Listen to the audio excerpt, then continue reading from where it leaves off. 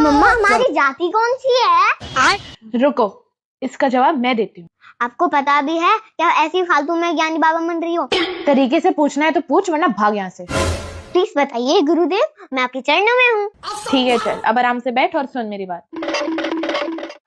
तो सुन, हमारी जाति है मनुष्य जाति। अच्छा? अरे वाह, आपने तो ब्रह्मांड के सारी पर्दे फाड़ दी। अरे पर्दा फास कर दे, ये बोलते हैं बिक्कू। हाँ वो सब ठीक है, और आपको इनकी बातें सुनकर दिमाग की नहीं सटक रही? अच्छा, तो तू मनुष्य जाति से नहीं है तो किस जाति से है तू? पशु जाति से या राक्षस जाति से? अरे मुझे पता है भाई, मैं मनुष्य जाति से हूँ, मगर मैं ये पूछना चाह रहा हूँ दीदी कि मैं मनुष्य में से किस जाति में से हूँ? वो जातियाँ मनुष्यों ने अपने आप ही अपने लिए बनाई है, वो हमारे धर्म का हिस्सा नहीं है। आपका मतलब ये सारे लोग हमारे धर्म के नहीं है? नहीं है। जो इंसान अपनी जाति को अपने धर्म से बड़ा मानता है वो इस धर्म का नहीं है। आपका मतलब हमारे धर्म में जाति है ही नहीं? बिल्कुल भी नहीं है। हमारे धर्म में सिर्फ 4 वर्ण होते हैं, जो पहले भी थे और अब भी हैं, जो सिर्फ मनुष्य के गुण और कर्म पर आधारित होते हैं। ये बात सीरियस बात लग रही है, अच्छे से बताओ।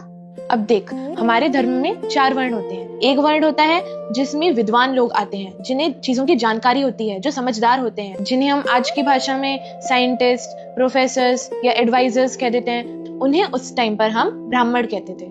और दूसरा वर्ण होता है क्षत्रिय वर्ण, जिसमें वो लोग आते हैं जो काफी बलशाली होते हैं, स्ट्रांग होते हैं, और जिन्हें अपने प्राणों को त्याग करने में कोई समस्या नहीं होती है। उन्हें सिर्फ ये देखना होता है कि हमारे लोग, हमारी प्रजा, हमारा राज्य सुख रहे और सुरक्षित रहे, जिन्हें हम आज की भाषा में आर्मी कह सकते हैं, पुलिस ऑफिसर्स कह सकते हैं, या वो सारे लोग जो हमारी प्रोटेक्शन के लिए लगे रहते हैं। और तीसरा वर्ण होता है वैश्य, जिनमें वो लोग आते हैं जो लोग व्यापार करते हैं, चीजों की लेन देन करते हैं। उन्हें, जैसे कि हम आजकल बिजनेसमैन कह सकते हैं, उन्हें हम उस टाइम पर वैश्य कहते थे। और चौथा वर्ण होता है शूद्र वर्ण, जिनमें वो लोग आते हैं जो अपनी शारीरिक सहायता की मदद से पैसे अर्न करते हैं। जैसे कि आज के टाइम पर इंजीनियर्स होते हैं, क्योंकि वो अपनी एक एक काम में माहिर होते हैं। इंजीनियर्स बहुत सारे होते हैं ना, कोई सॉफ्टवेयर इंजीनियर, आर्किटेक्चरल इंजीनियर, उन्हें हम शूद्र वर्ण में रखते हैं। और ये वर्ण किसी को ऊंचा या नीचा दिखाने के लिए नहीं थे, ये सिर्फ मनुष्य जो काम करता है, जिस काम में माहिर है, जो काम कर सकता है, उसके आधार पर बताने के लिए होते हैं। हाँ ये तो मैं समझ गया, मगर हम कौन से वर्ण में आते हैं दीदी?